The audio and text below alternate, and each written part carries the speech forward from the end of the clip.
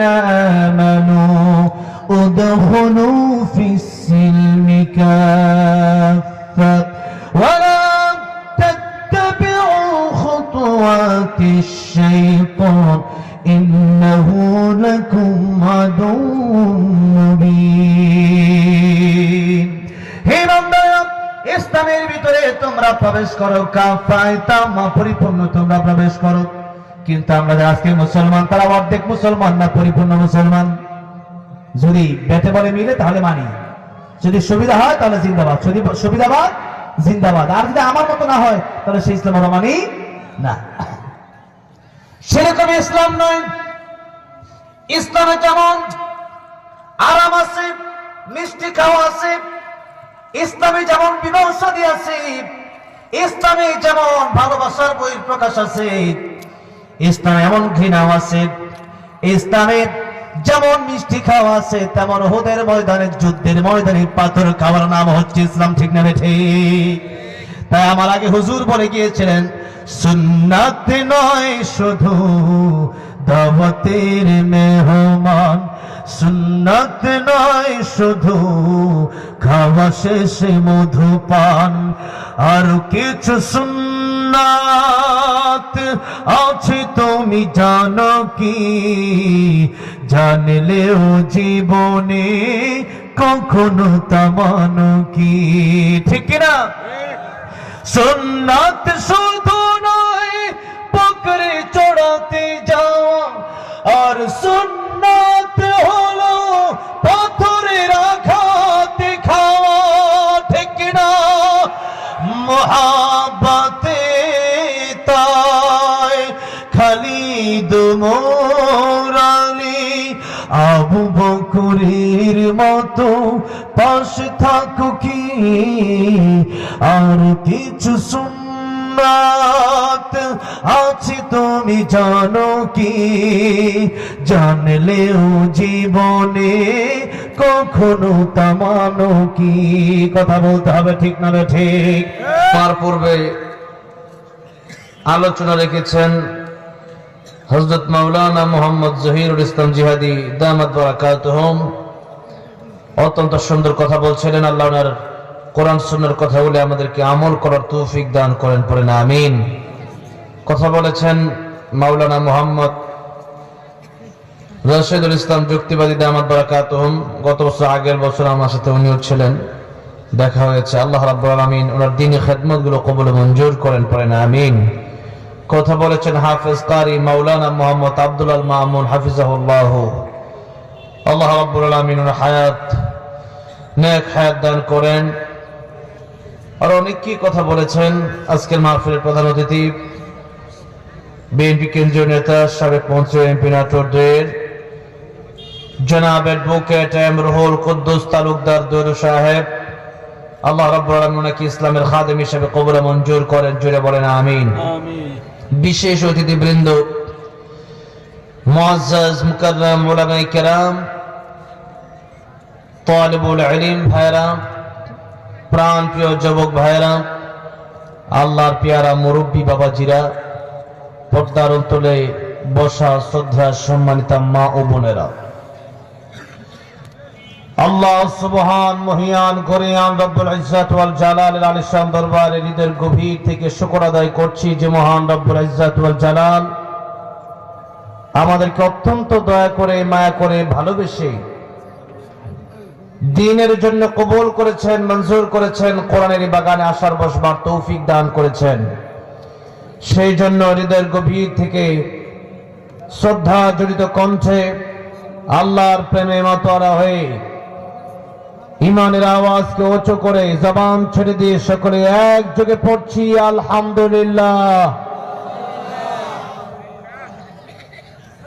আমরা স্বাভাবিক কথা যেভাবে বলি গীবত যেভাবে করি মিথ্যা যেভাবে বলি মানুষকে ধমক যেভাবে দিই তখন আমাদের গলার জোর থাকে কিন্তু আফসোস করে মাহফিলে আসলে আমরা কথা বলতে চাই না আল্লাহ নামটা একটু নিতে চাই না সারা বছর তো এমনিই নেন না সারা বছর তো সবার কথা বলতেছি না অনেকেই সারা বছর তো এমনি নেওয়া এখন যেহেতু জান্নাতের বাগানে আসছেন তারপরেও যদি না নেন তাহলে বলেন তাহলে তারপর কপাল পড়ে আল্লাহ নামটা আপনার মুখ দিয়ে বের হতে চায় না তো এই জন্য মেহেরবানি করে জবান ছেড়ে দিবেন, একটা জবানও বন্ধ থাকবে না। চিৎকার মেরে পড়ছি আলহামদুলিল্লাহ। আসলে নাটোরে এই বছরে একটাই প্রোগ্রাম, আমার এই পুরো জেলায় এই একটাই প্রোগ্রাম। ব্যস্ততা অনেক বেড়ে গেছে, প্রোগ্রাম অনেক বেড়ে গেছে, যার কারণে এখন আমাদের দিকে প্রোগ্রামগুলো বেশি করতে হয়।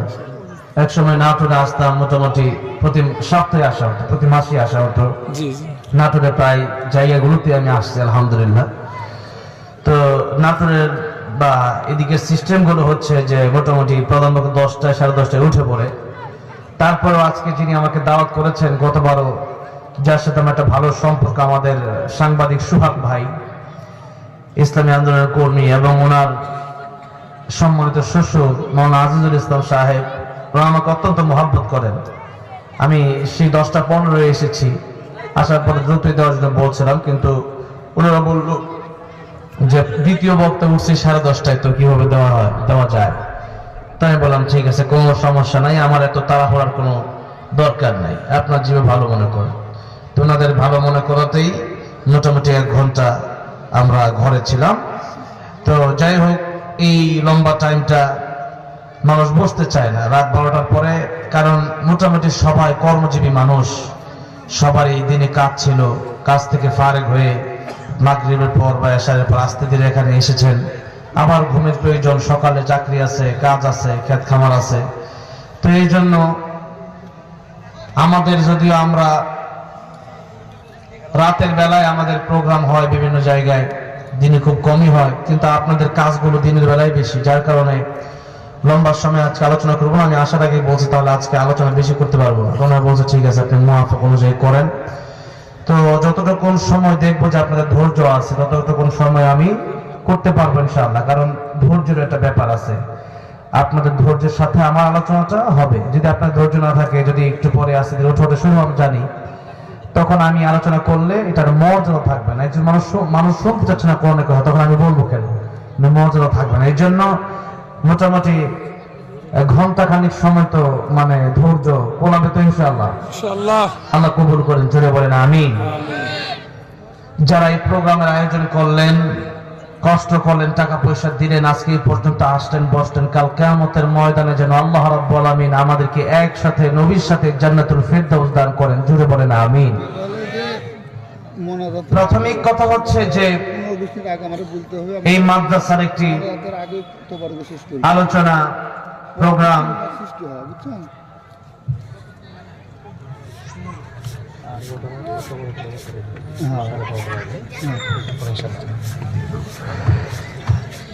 মাদ্রাসা সম্পর্কেও কিছু বলা দরকার।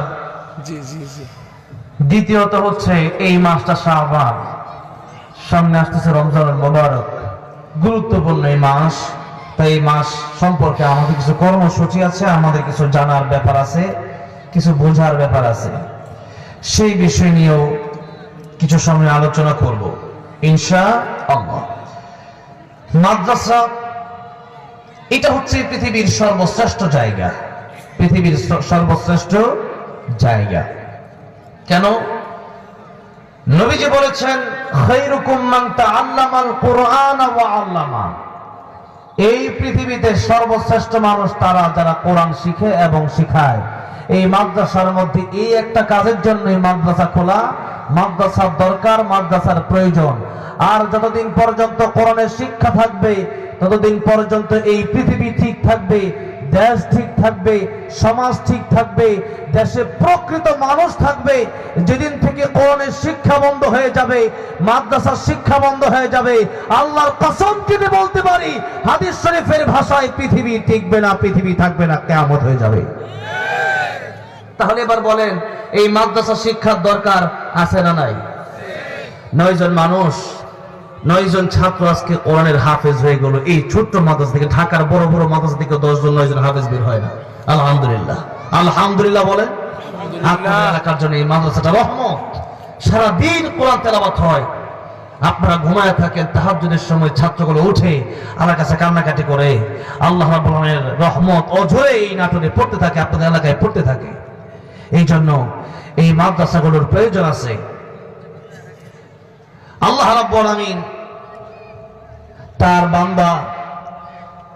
বান্দার কবর আযাব মাফ করে দেয়। তাদের সন্তান যখন কোরআন হাফেজ হয়, বিসমিল্লাহ পড়ে কোরআন শরীফ তেলাওয়াত করে, জোরে করে সুবহানাল্লাহ।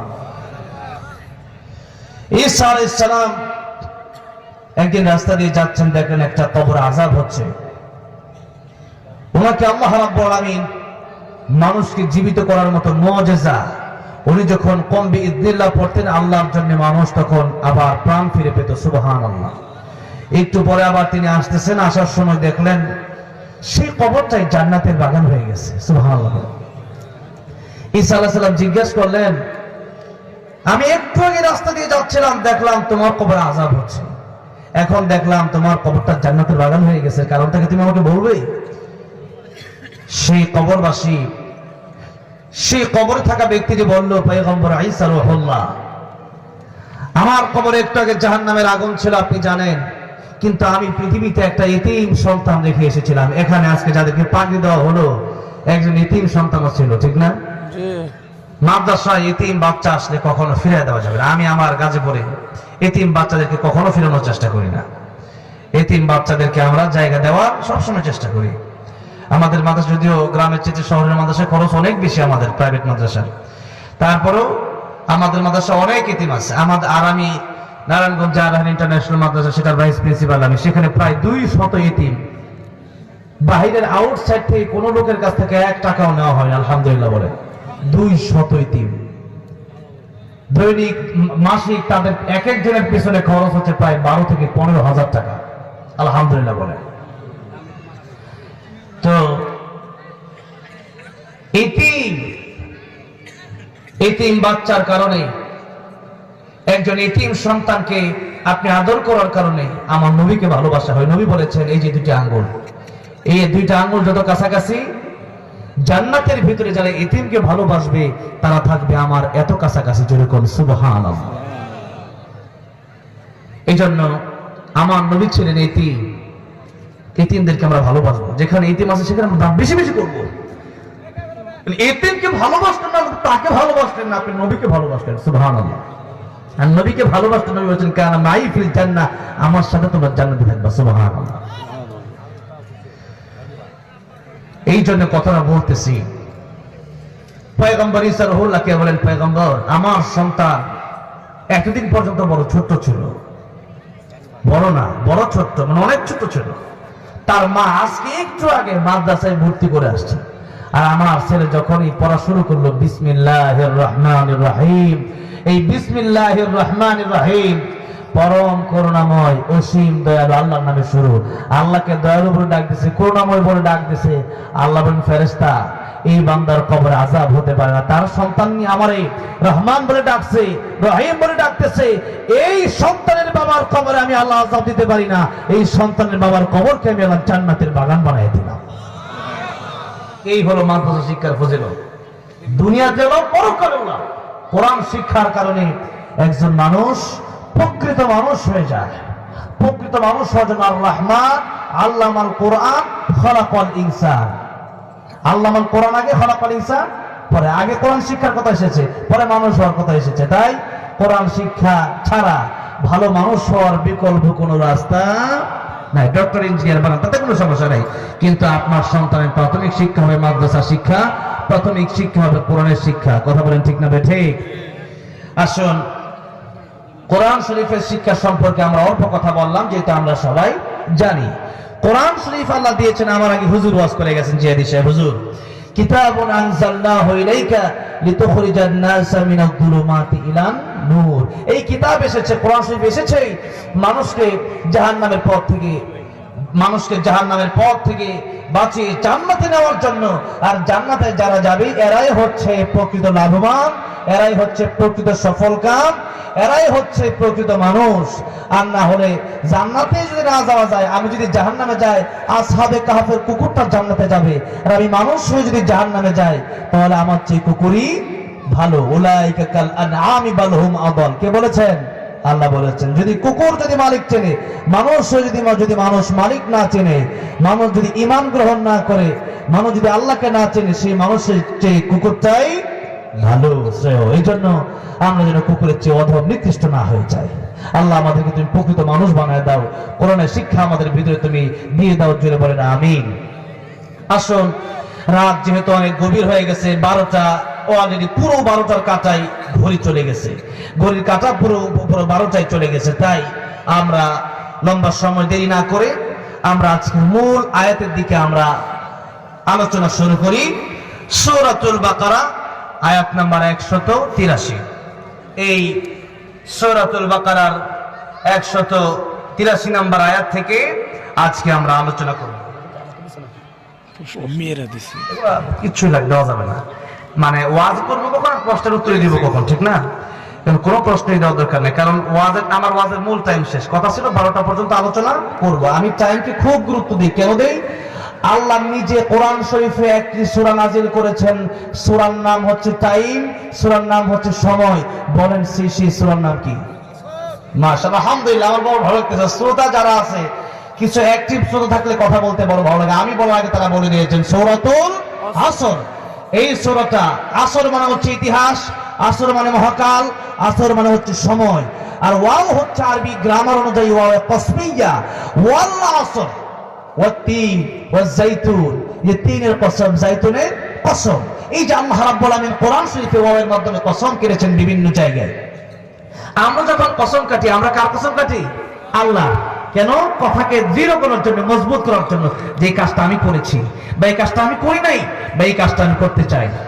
এইরকম আল্লাহর কসম, ওয়াল্লাহি, বিল্লাহি, তাল্লাহি, এই তিন শব্দ দিয়ে আল্লাহর নামে কসম কাটা যায়। আর দুনিয়ার মানুষ আল্লাহর নামের কসম বাদ দিয়ে অন্য কারো কসম কাটতে পারবে না। তাই আল্লাহর নামের কসম আমরা কাটি, কারণ দুনিয়ার মধ্যে এই দুনিয়ার সৃষ্টি করেছেন যে আল্লাহ, মহান যিনি সবচেয়ে বড়, তার চেয়ে বড় আর কেউ নাই। তিনি কে? আল্লাহর নামের কসম ছাড়া অন্য কোন নামের কসম আমরা কাটতে পারবো না, হারাম, নিষিদ্ধ। বাবার কসম, মায়ের কসম, বাড়ির কসম, গাড়ির কসম, আমার জীবনের কসম, এগুলো কাটা যাবে না। কসম যদি কাটতে হয়, সত্য যদি দৃঢ় করতে হয়, মজবুত করতে হয়, একজনের নামে কসম কাটতে হবে। জুড়ে বলেন তিনি কে? কারণ আমাদের সৃষ্টি করেছেন আল্লাহ, আমাদেরকে রিজিক দিচ্ছেন আল্লাহ, হায়াত দিয়েছেন আল্লাহ, আবার কবরে নেবেন আল্লাহ, আবার জীবিত করবেন কে? আল্লাহর চেয়ে বড় কেউ নাই। তাই জীবনের প্রথম যখন পৃথিবীতে বাচ্চা জন্ম নেয়, তখনই আমরা বলি আল্লাহু আকবার। আর যারা আল্লাহকে ভালোবাসে, যারা মালিক চিনেছে, তারা এই স্লোগানের সাথে নিজের জীবনকে জড়িয়ে নিয়েছে। আর যাদের দলীয় ভাবে যারা এই স্লোগানকে নিষিদ্ধ করতে চায়, যে আল্লাহু আকবার স্লোগান দেওয়া যাবে না, বুঝতে হবে ইসলামের সাথে তাদের কোনো সম্পর্ক নাই। এরা হচ্ছে টাটকা মুনাফিক, ঠিক না ঠিক? এই জন্য নারায়ে তাকবীর, আল্লাহু আকবার স্লোগান, এটা কোনো দলীয় স্লোগান নয়, এটা জামাত ইসলামের স্লোগান নয়, এটা হেফাজত ইসলামের স্লোগান নয়। নারায়ে তাকবীর, আল্লাহু আকবার স্লোগান হচ্ছে যারা মুসলিম হিসেবে জন্ম নেবে, যারা ইমানদার দাবি করবে, যারা জান্নাতে যেতে চাইবে, যারা আল্লাহকে মানবে, এদের স্লোগান হচ্ছে লিল্লাহি তাকবীর, লিল্লাহি তাকবীর। তাহলে আল্লাহু আকবার স্লোগান কি কোনো দলের না? আল্লাহ স্লোগান। এই ইসলামের স্লোগান কি? কোরআনের স্লোগান কি? ওয়ারাব্বাকা ফাকাব্বি। আল্লাহর স্লোগানকে যারা দলীয় বলে চালায়া দেয়, এরা চায় না যে দেশ থেকে চুরি চলে যাক, ডাকাতি বন্ধ হোক, সুদ ঘুষ বন্ধ হোক, জাহাজানি বন্ধ হোক, মারামারি বন্ধ হোক, এরা চায় না। যারা আল্লাহকে চিনে না, এরা কিচ্ছু চিনে না। এরা কিসের জনগণ চিনবে? জনগণ চিনবে সে যে আমার আল্লাহকে চিনেছে। আল্লাহকে চিনবে না, ও মা বাপ চিনবে না, ও ভাই চিনবে না, বোন চিনবে না, হুজুর চিনবে না, আলেম চিনবে না, জালেম চিনবে, ও কিচ্ছু চিনবে না। যে আল্লাহ চিনেছে সে সব চিনেছে, ঠিক না বেঠে? আল্লাহকে যারা চিনে, আল্লাহকে যারা ভয় করে, এদের সাথে থাকবেন। যারা কোরআনের সাথে আছে, এদের সাথে থাকবেন। রাজি আছে না নাই? কুন আলিমান আও মুতাআল্লিমান আও মুসতামিআন আও মুহিব্বান ওয়া লা তাকুন খামিসান ফাতাহলিক। নবী বলেন আলেম হও, পারো নাই আলেমের ছাত্র হও, পারো নাই আলেমের কথা শোনো, পারো নাই আলেমকে মহব্বত করবা, জান্নাতে যাওয়ার পথ খোলা থাকবে। সাবধান, ওয়া লা তাকুন খামিসান ফাতাহলিক। আলেমকে ঘৃণা করবা, তুমি ধ্বংস হয়ে যাবা। বলেছেন মুহাম্মদ সাল্লাল্লাহু আলাইহি ওয়াসাল্লাম, জীবনে যিনি একটা মিথ্যা কথাও বলেন নাই, সেই নবী বলেছেন আলেমকে ঘৃণা করলে ফাসিরাত দুনিয়া ওয়াল আখিরা, দুনিয়াও ধ্বংস, আখিরাতও ধ্বংস। তাই আলেমকে মহব্বত করবো তো আমরা? ভাইরা বলছিলাম বাবাজিরা, ওয়াল আসর, আল্লাহ রাব্বুল আলামিন এই ওয়াওয়ের মাধ্যমে কসম কেটেছেন। আমরা কসম কাটি আল্লাহ, যেহেতু আল্লাহ বড়, আল্লাহর চেয়ে বড় আর কেউ নাই। আর আল্লাহ কসম কাটবেন কিসের? আল্লাহ কসম কাটছেন মানুষের সাথে সম্পৃক্ত বড় গুরুত্বপূর্ণ যে জিনিসগুলো রয়েছে, এই জিনিসগুলো কসম আল্লাহ কাটেন। যেমন মানুষের সাথে সম্পর্ক রয়েছে সময়ের। কিসের? সময়ে। সময় আমাদের মাঝ থেকে বরফের মতো গলে গলে চলে যাচ্ছে, পড়ে যাচ্ছে, শেষ হয়ে যাচ্ছে। আমরা যে এই যে জীবন চলছে, আমাদের হায়াত বাড়ছে না কমছে? হায়াত কমতেছে। হায়াত কি হচ্ছে? কমতেছে। জীবনে যদি রিজার্ভ থাকে 50 বছর, আমার জীবন থেকে 24 বছর শেষ হয়ে গেছে। আপনার জীবন থেকে যদি রিজার্ভ থাকে 80 বছর, যাদের 60 বছর, তা হয়তো আর 20 বছর বাঁচবেন। আপনার জীবনে রিজার্ভ আছে 50 বছর, এখন আপনার 49 বছর, আগামী বছর আপনি মারা যাবেন। এটাই বাস্তব কথা। ইযা জাআ আজালুহুম লা ইস্তাখিরুনা সাআতাও ওয়া লা ইস্তাকদিমুন। তাই কার মরণ কখন আসে বলা যায় না। তাই আমাদের মৃত্যুর প্রস্তুতি আমাদের নিতে হবে। আল কাইয়িসু মান দানা নাফসাহু ওয়া আমিলা লিমা বা'দাল মাউত। প্রকৃত জ্ঞানী ওই ব্যক্তি যে নিজের চিন্তা করার পরকালের জন্য আমল করে নেয়। আল্লাহ পরকালের জন্য আমাদেরকে পাথর সংগ্রহ করার তৌফিক দান করেন। ধরে বলেন আমিন। টাইম মেনটেন নিয়ে কথা বলছিলাম, টাইম খুবই মেনটেন করি। আজকের এই প্রোগ্রামটা আমার একেবারে বছরের শেষ দিকে, এরপরে এই রমজানে বিভিন্ন কয়েকটা দেশে যাওয়ার নিয়ত করেছি, বাইতুল্লাহতে যাওয়ার নিয়ত করেছি। দিনে আমার একটা প্রোগ্রাম ছিল, আমার কারিয়া আবু রায়হানের, এই ঢাকা মিরপুরে একটা কোম্পানির অ্যাসিস্ট্যান্ট ডিরেক্টর আমাদেরকে রমজানের শেষ দশকে বাইতুল্লাহ এবং মদিনাতুল মুনাওয়ারায় নিয়ে যাওয়ার কথা বলেছেন, টিকিট করেছেন। আমরা যাবো ইনশাআল্লাহ রমজানে, যদি টাকা পয়সা থাকে। সামনে রমজান আসতেছে না, বাইতুল্লাহ যাই, কি মজা, কি আনন্দ। যদি মানে ঘুরতে চা, যদি ভালো কিছু দেখতে চা, তাহলে বাইতুল্লাহ যায়। নবী রোজায় যান, যাবেন তো ইনশাআল্লাহ? ইনশাআল্লাহ। বিশেষ করে যাদের টাকা আছে, এদিক সেদিক না উড়াইয়া ওখানে যান। রমজানে উমরা করলে নবীজি বলেন হজের সমতুল্য সওয়াব, যেরকম সুবহানাল্লাহ। আমি এবার বড় হজেও যাচ্ছি, জিলহজ মানে জিলকদ মাসেও যাচ্ছি, একবারে বড় হজেও যাচ্ছি, আবার রমজানেও যাচ্ছি। সেই হিসেবে আল্লাহ আমাকে এইভাবে, মানে একটা তো হজ করা যায় মানে কিভাবে, এই মক্কা মদিনায় যে বছরে একবার জিলহজ মাসে, আরেকটা হলো রমজানে গেলে হজের সওয়াব। আরেকটা হজের সিস্টেম আছে, বলবো? ওইটা হলো মা আর বাবার দিকে একবার তাকালে একটা কবুল হজের সওয়াব, যেরকম সুবহানাল্লাহ। সাহাবী বললেন ইয়া রাসূলুল্লাহ, ইয়া হাবিবাল্লাহ, মার বাবার দিকে যদি 100 বার তাকাই, আল্লাহ রাব্বুল আলামিন আমাকে কতগুলো কবুল হজের সওয়াব দান করবেন? নবীজি বললেন সাহাবী, 100 বার যদি তুমি মায়ের দিকে তাকাও, আমার আল্লাহ রাব্বুল আমিন 100 কবুল হজের সওয়াব তোমার আমলনামায় দান করে দিবে। শুধু তাই না, আপনি আপনার মা আপনার বাবার দিকে তাকাতে তাকাতে হয়তো স্থির হয়ে যেতে পারেন, চোখে ঘুম চলে আসতে পারে। আল্লাহর ঘুম নাই, আল্লাহর তন্দ্রা নাই। আল্লাহ রাব্বুল আমিন আপনাকে সওয়াব দেওয়ার বেলায় তিনি কোনো স্থির হবেন না। আল্লাহু আকবার। সেজন্য বাইতুল্লাহ যদি জীবনে নাও যেতে পারেন, মায়ের দিকে তাকান, বাবার দিকে তাকান, কবুল হজের সওয়াব নেন। আমি হজে যাব, আমি জানি না হজটা আমার কবুল হবে কি হবে না, আমি জানি না। আমি হজে যাব, লক্ষ লক্ষ টাকা খরচ করে হজে যাব। বছরে হজ করা যায় মাত্র একবার, বড় হজ, আর বাকিগুলো উমরা হয়ে যায়, উমরা করা যায়। সেই হজে আমি গেলাম। ইসলামে দৈহিক ইবাদত রয়েছে, আর্থিক ইবাদত রয়েছে। যেমন নামাজ হচ্ছে দৈহিক ইবাদত। নামাজ আপনি পড়লে, নামাজ আপনাকে মসজিদে গিয়ে পড়তে হবে, তাহলে আপনি সওয়াব পাবেন। আপনি মসজিদে 10,000 20,000 টাকা দান করে দিলেন, এক ওয়াক্ত নামাজের সওয়াব কিন্তু আপনার হবে না, দানের সওয়াব হবে। আবার আর্থিকের বেলায়, যাকাত দেওয়ার বেলায়, আপনি আপনার 10,000 টাকা যাকাত এসেছে, আপনি যাকাত দিবেন 10,000 টাকা। আপনি যদি চিন্তা করেন আমি নামাজ পড়ে নেই 10 রাকাত, যাকাত দেওয়ার দরকার কি? আপনার যাকাত আদায় হবে না, ঠিক না? নামাজের বেলায় নামাজ পড়তে হবে, দান করলে হবে না। যাকাতের বেলায় যাকাত দিতে হবে, নামাজ পড়লে হবে না। ইসলামের ইবাদতের বড় সিস্টেম আছে, নিয়ম আছে। আর হাদিস শরীফে এসেছে আল হাজ্জু আল হাজ্জু, হজ হচ্ছে কষ্টকর। হজ করতে দেহ লাগে, টাকাও লাগে। দেহ এবং অর্থের সমন্বয়ে যে ইবাদত হয়, ইবাদতের নাম হচ্ছে হজ। হজ যখন আপনি যাবেন, লক্ষ লক্ষ টাকা আপনাকে খরচ করতে হবে, পাসপোর্ট করতে হবে, ভিসা করতে হবে, টিকিট করতে হবে, লম্বা সময় নিয়ে জার্নি করে বাইতুল্লাহ যেতে হবে, তওয়াফ করতে হবে, সাই করতে হবে, মিনায় যেতে হবে, মুজদালিফায় যেতে হবে, আরাফার ময়দানে যেতে হবে, কুরবানি করতে হবে। এত কাজ করার পরে আপনার হজটা কবুল হলো কিনা আপনার জানা নাই। কিন্তু নবী বললেন, মায়ের দিকে একবার তাকাও, এক একটা কবুল হজের সওয়াব আল্লাহ রাব্বুল আমিন তোমার আমলনামায় দান করে দিবে। তাহলে বলেন, বছরে হজে যাওয়া যায় কয়বার? একবার। বলেন কয়বার? একবার। মা আর বাবার দিকে দৈনিক তাকানো যায় কতবার? কিন্তু আমরা হতভাগা সন্তান, সেই মা বাবার দিকে আমরা তাকাই না। হজে গেলে বড় ডাকজোর পিছনে মানুষকে বলে যাচ্ছি কিন্তু আমি, এরপরে নানান রকমের প্রস্তুতি নেয়। টাকাটা হালাল কি হারাম না তাও অনেকেই চিন্তা করে না। হজ কবুল হবে কিনা তাও জানে না, করার পরে কবুল হলো কিনা তাও জানে না।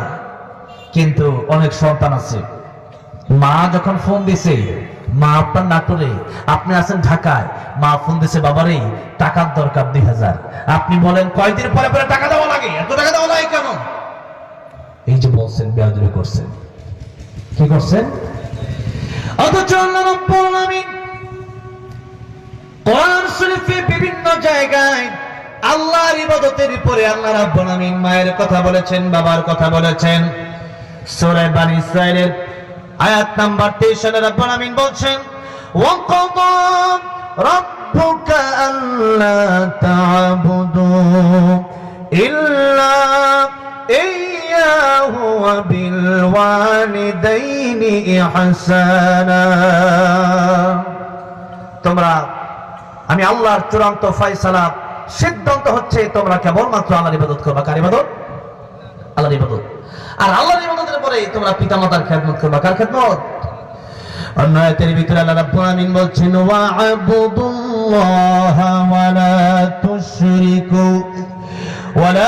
তুশরিকু বিহি শাইয়্যান ওয়া বিল ওয়ালিদাইনি ইহসানা। তোমরা আল্লাহর ইবাদত করো, আল্লাহর ইবাদতের সাথে কাউকে শরীক করো না। কারণ এই দুনিয়াতে যত গুনাহ আছে, সবচেয়ে বড় গুনাহ নাম হচ্ছে শিরকের গুনাহ। কিসের গুনাহ বলেন? শিরকের গুনাহ। তাই লোকমান হাকিম তার সন্তানকে ডেকে বলছেন, আল্লাহ রাব্বুল আমিন সেই কথাটা কোটকে সূরা লোকমানে দিয়েছেন।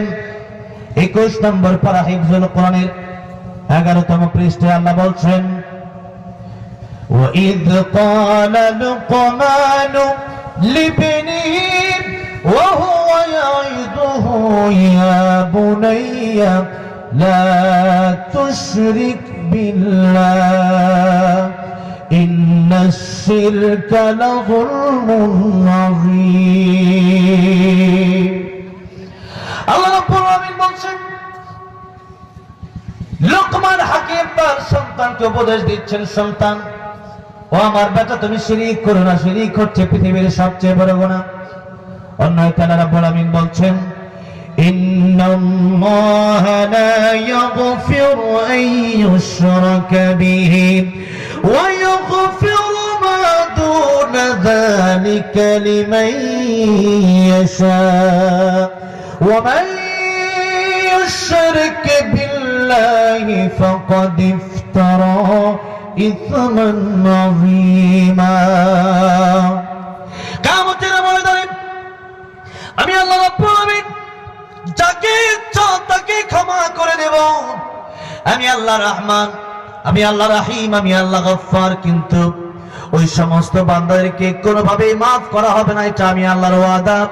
তারা হচ্ছে যারা দুনিয়াতে আমি আল্লাহ রাব্বুল আলামিনের সাথে শিরক করেছে। কি করেছে? অন্য আয়াতের ভিতরে আল্লাহ বলছেন, মাইয়ুশরিক বিল্লাহি ফাকাদ হারামাল্লাহু আলাইহিল জান্নাহ ওয়া মাওয়াহুন নার।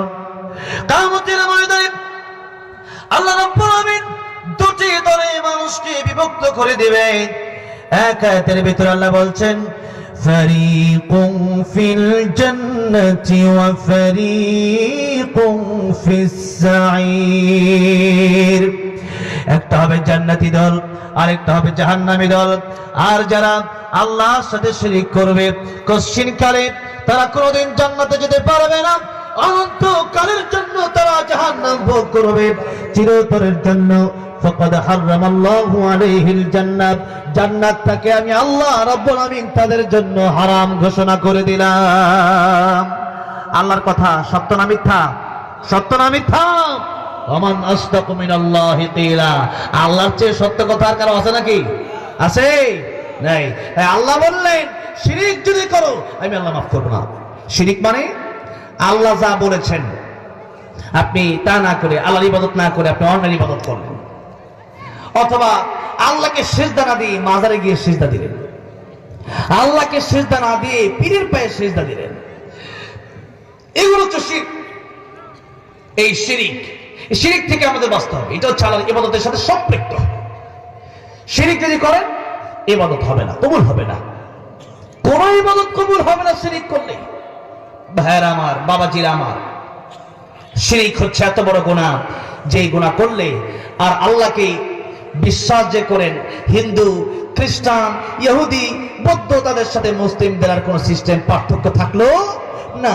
কারণ ইহুদিরা 3 খোদায় বিশ্বাসী, নাসারা 3 খোদায় বিশ্বাসী, হিন্দুরা 360 খোদায় বিশ্বাসী।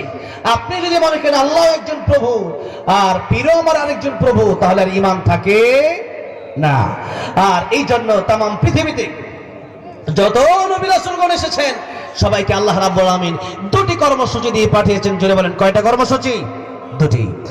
আল্লাহ রাব্বুল আমিন বলছেন ওয়ালাকাদ বা'আসনা ফি কুল্লি উম্মাতির রাসূলান আন ই'বুদুল্লাহ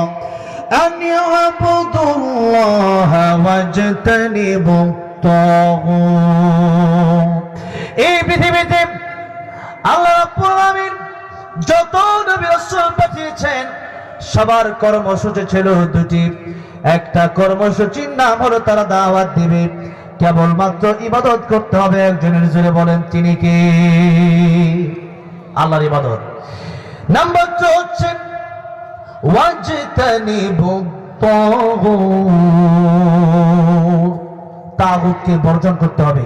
আল্লাহর ইবাদত করেন, এটা মানে মন চাইলে মানে, আবার নেতা যদি বলে না ওইটা মানা যাবে না। যেমন আমাদের মানে যারা আগে ছিল স্বৈরাচার গুলা, এরা জাতির পিতা বানাইছিল কারে? বঙ্গবন্ধুরে। কিন্তু জাতির পিতা আসলে কে? ইব্রাহিম আলাইহিস সালাম। জাতির পিতা বানাইছে কে? জাতির পিতা কি বছরে বছরে পরিবর্তন হয় নাকি? জাতির পিতা একেবারে বানাই দিয়েছে। কে বানাই দিয়েছে? আল্লাহ রাব্বুল আমিন বলছেন মিল্লাত আবিকুম ইব্রাহিম হুয়া সাম্মাকুমুল মুসলিমিন। জাতির পিতা ইব্রাহিম আলাইহিস সালাম, তাই ইব্রাহিম আলাইহিস সালামকে আমরা জাতির পিতা মানি, কারণ সিলেক্ট করেছেন আমার আল্লাহ রাব্বুল আলামিন, যিনি আমাদেরকে বানালেন, যিনি আমাদেরকে রিজিক দিচ্ছেন, সেই আল্লাহ রাব্বুল আলামিন সিলেক্ট করেছেন জাতির পিতা। তাই তাগুত বর্জন করা মানে আল্লাহ বাদ দিয়ে ইবলিসের পূজা করা, এরপরে আল্লাহর আইন বাদ দিয়ে দুনিয়াতে যারা নিজস্ব আইন তৈরি করতে চায়, আল্লাহর কোরআন বাদ দিয়ে যারা নিজস্ব মতবাদী দুনিয়াতে চালু করতে চায়, এরাই হচ্ছে প্রকৃত তাগুত। আর তাগুত না ছাড়া পর্যন্ত আল্লাহর ইবাদতে আপনি পরিপূর্ণ প্রবেশ করতে পারবেন না, ইসলামের ভিতরে আপনি পরিপূর্ণ প্রবেশ করতে পারবেন না। তাই আল্লাহ রাব্বুল আমিন সূরাতুল বাকারায় বলছেন ইয়া আইয়ুহাল্লাযীনা আমানু উদখুলু ফিস-সিলমি কাফা ওয়া লা তাত্তাবি'ু খুতুওয়াতিশ শাইতান ইন্নাহু লাকুম আদুউম মুবিন। হে বান্দারা, ইসলামের ভিতরে তোমরা প্রবেশ করো, কাফায় তামা পরিপূর্ণ তোমরা প্রবেশ করো। কিন্তু আমরা যারা আজকে মুসলমান, তারা অর্ধেক মুসলমান না পরিপূর্ণ মুসলমান। যদি বেটে বলে মিলে তাহলে মানি, যদি সুবিধা হয় তাহলে জিন্দাবাদ, যদি সুবিধাবাদ জিন্দাবাদ। আর যদি আমার মতো না হয় তাহলে সেই ইসলাম আমরা মানি না। সেরকম ইসলাম নয়। ইসলামে যেমন আরাম আছে, মিষ্টি খাওয়া আছে, ইসলামে যেমন বিবাহ শাদী আছে, ইসলামে যেমন ভালোবাসার বহিঃপ্রকাশ আছে, ইসলামে এমন ঘৃণাও আছে। ইসলামে যেমন মিষ্টি খাওয়া আছে তেমন ওহুদের ময়দানে, যুদ্ধের ময়দানে পাথর খাওয়ার নাম হচ্ছে ইসলাম। ঠিক না ঠিক? তাই আমার আগে হুজুর বলে গিয়েছিলেন, সুন্নাত নয় শুধু দাওয়াতের মেহমান, সুন্নাত নয় শুধু খাওয়া শেষে মধুপান, আর কিছু সুন্নাত আছে তুমি জানো কি, জানলেও জীবনে কখনো তা মানো কি। ঠিক কিনা? সুন্নাত শুধু নয় বকরি চড়াতে যাওয়া, আর সুন্নাত হলো পাথরের আঘাতে খাওয়া। ঠিক না? মোহাব্বতে তাই খালিদ মোর আলী আবু বকরের মতো পাশে থাকো কি, আর কিছু সুন্নাত আছে তুমি জানো কি, জানলেও জীবনে কখনো তা মানো কি। কথা বলতে হবে, ঠিক না ঠিক? এই জন্য আমার নবী বলেছেন কিয়ামতের আগে যুদ্ধ হবে, গজওয়াতুল হিন্দ হবে। সেই যুদ্ধের ময়দানে যারা ছুটে যাবে এরাই হবে প্রকৃত মুসলমান। আর সেই গজওয়াতুল হিন্দ কিয়ামতের আগে হবে। কিয়ামতের আলামত নবীজি যা যা বলেছেন প্রায় করে সংঘটিত হয়ে গেছে, এখন কিছু বড় আলামত বাকি আছে। তাই এই পৃথিবীতে কিয়ামতের আগে ভারতের সাথে যুদ্ধ হবে। এই পৃথিবীতে নাস্তিক বেঈমানগুলোর সাথে যুদ্ধ হবে।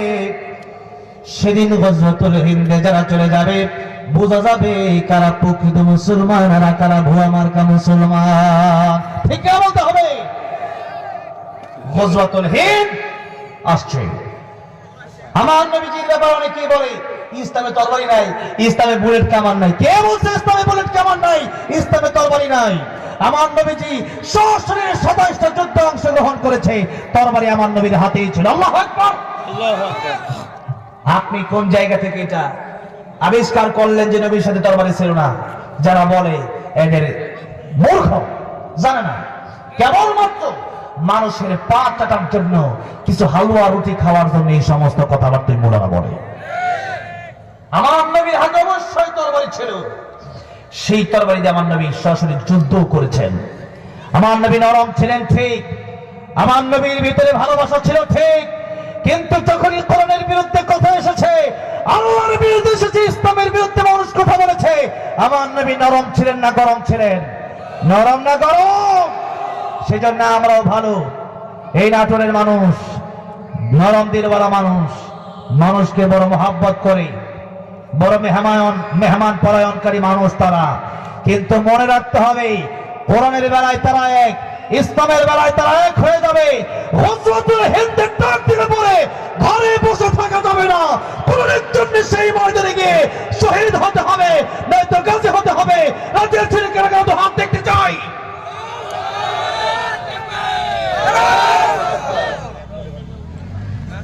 হাত নামান আল্লাহ কবুল করেন, জোরে বলেন আমিন। মুসলমান আমরা হয়েছে বড় আফসোস, বড় আফসোস, বড় আফসোস। কোরআন জানি না, মুসলমান হয়েছি নামাজ পড়ি না, মুসলমান হয়েছে নবীর জীবনী জানি না, মুসলমান হয়েছে ইসলাম কারে বলে তাই জানি না, মুসলমান হয়েছে ঈমান কারে বলে ওইটাই জানি না। আমি ঈমানদার, ঈমান কারে বলে এটা আমরা জানি না, তাহলে লাভ কি? ঈমান কারে বলে ওইটাই জানি না। আমানতু বিল্লাহি ওয়া মালাইকাতিহি ওয়া কুতুবিহি ওয়া রুসুলিহি ওয়াল ইয়াউমিল আখিরি ওয়াল কদরি খাইরিহি ওয়া শাররিহি মিনাল্লাহি তাআলা ওয়াল বা'থি বাদাল মাউত। ঈমান মুফাসসাল, এটা মনে রাখবেন। এটা হচ্ছে ঈমানের একটা সার কথা। এই 6টা কথা এখানে আছে, সার কথা। এই 6টা কথা যারা মানবে এরা হচ্ছেন প্রকৃত ঈমানদার। ভাইরা আমার, বাবাজিরা আমার, তাই ইমানদারকে আল্লাহ রাব্বুল আমিন ডাক দিয়ে কোরআন শরীফে প্রায় 96 বার আল্লাহ ডাক দেন ইয়া আইয়ুহাল্লাযীনা আমানু, হে ইমানদারেরা। ইমানদারকে আল্লাহ ডাক দিলেন, ডেকে ডেকে বিভিন্ন কথা বললেন। কু আনফুসাকুম ওয়া আহলিকুম নারা, নিজে জাহান্নাম থেকে বাঁচাও, পরিবারকে জাহান্নাম থেকে বাঁচাও। ইত্তাকুল্লাহ ওয়া কুনু মা'আস সাদিকিন, ইত্তাকুল্লাহ ওয়া কুলু কাওলান সাদীদা। এরকম বিভিন্ন কথা আল্লাহ রাব্বুল আমিন ইমানদারকে ডেকে ডেকে বলেছেন।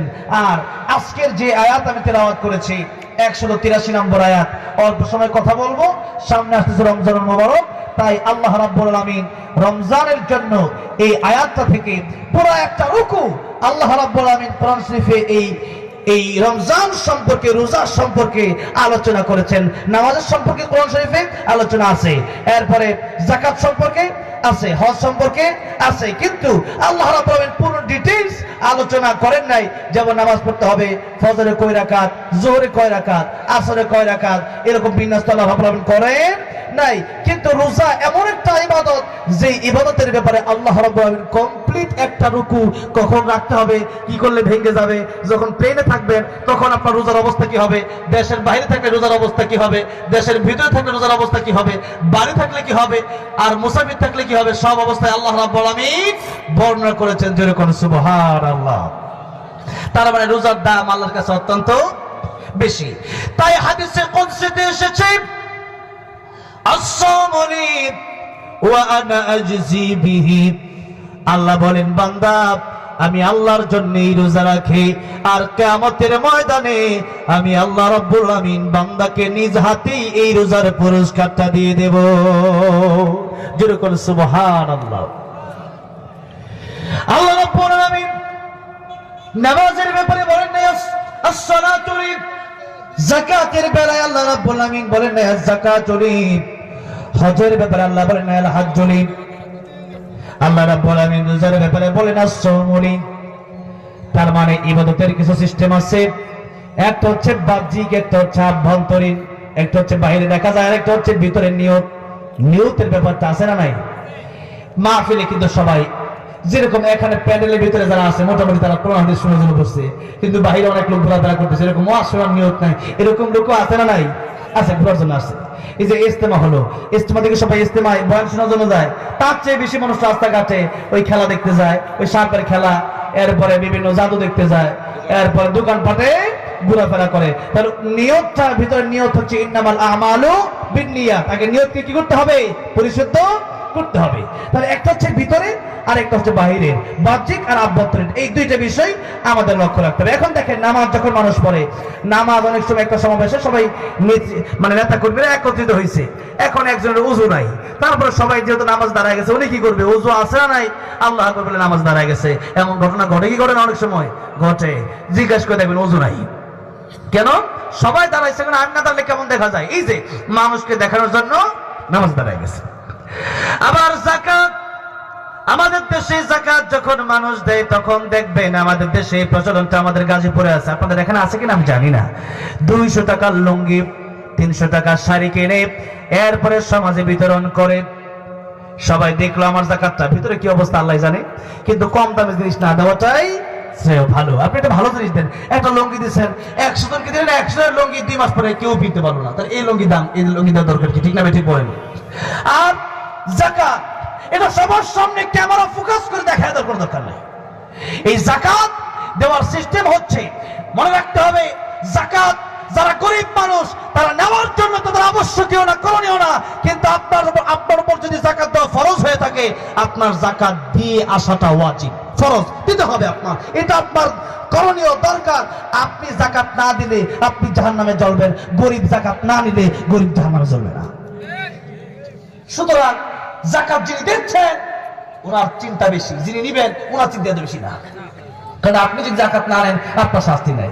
আর যে ব্যক্তি যাকাত দিচ্ছে না, এই সম্পদ যদি যাকাত না দেওয়া হয়, কিয়ামতের ময়দানে সাপ বানায় দেবে, আর সাপ তার গলায় ঝুলিয়ে দেওয়া হবে। এই সাপ কথা বলবে যে আমি তোর সেই সম্পদ, যেই সম্পত্তি যাকাত দেশ নাই, আজকে সাপ হয়ে তোর জন্য সেই সম্পদ গজব হয়ে এসেছি। যেরকম নাউজুবিল্লাহ। তাহলে বলেন, যারা যাকাত নিবে এদের করণীয় বেশি না যারা দিবে এদের করণীয় বেশি? যারা দিবে। তাই যাকাত যদি দিতে হয় সবচেয়ে উত্তম সিস্টেম হলো জাকাতের কথা বলার দরকার নাই যে আপনি তাহলে জাকাত দিলেন, আপনি তো জানেন এলাকার কোন মানুষটা বড় গরিব, ওই মানুষটার হাতে রাতের আধারে অথবা চা খাইতে বসছেন, মুঠ করে আপনি 2,000 5,000 টাকা তার হাতে দিয়ে দেন যে কিছু খায়, কিছু যা দরকার কিনা নিয়ে তার একটা লুঙ্গি দিচ্ছেন, পেট্রোল মারতে মারতে নাই ছিঁড়ে গেছে, এই লুঙ্গিতে দরকার কি? একজন মানুষের কর্ম নাই, বেকার হয়েছে, পরিবার চলে না, তার একটা সুন্দর চায়ের দোকানের ব্যবস্থা করে দেন, তাকে একটা অটো কিনে দেন, তাকে একটা সেলাই মেশিন কিনে দেন, একটা ভালো জিনিস কিনে দেন। তাতে করে কি হবে, যতদিন পর্যন্ত এই কাজ করে সে খাবে ততদিন পর্যন্ত ওই সওয়াবটা আপনি কবরে গেলেও আপনি পেতে থাকবেন। বলেন সুবহানাল্লাহ। দিয়ে দেন। আর যাকাত যখন আমরা দিই, যাকাত আমরা দেওয়ার সময় বিভিন্ন ক্যামেরায় ফোকাস করে করে এটা কি করি, মিডিয়াতে দিই যে আমি বড় দানবী, এই যে দেখানোর জন্য দিচ্ছেন, কোনো লাভ হলো না, কোনো লাভ হলো না। তাই নবীজি সাল্লাল্লাহু আলাইহি সাল্লাম হাদিস শরীফের ভিতরে বলেছেন, কিয়ামতের ময়দানে দানবীরকে ডাকা হবে, জিজ্ঞাসা করা হবে তুমি কি করেছো আমার জন্য। আল্লাহ জিজ্ঞাসা করবেন, দানবীর বলবেন আমি দান করেছি, আপনার জন্য দুনিয়া সব দান করে দিয়েছি। আল্লাহ রাব্বুল আমিন বলবেন তুমি মিথ্যা কথা বলছো, তুমি মিথ্যা বলছো, তোমার দানটা আসলে আমার জন্য ছিল না, তোমার দান ছিল মানুষকে দেখানোর জন্য। মানুষ দেখেছে, মানুষ তোমাকে দানবীর বলেছে। আজকের কিয়ামতের ময়দানে আমার কাছ থেকে কোনো জাযা, কোনো পুরস্কার তুমি পাবা না।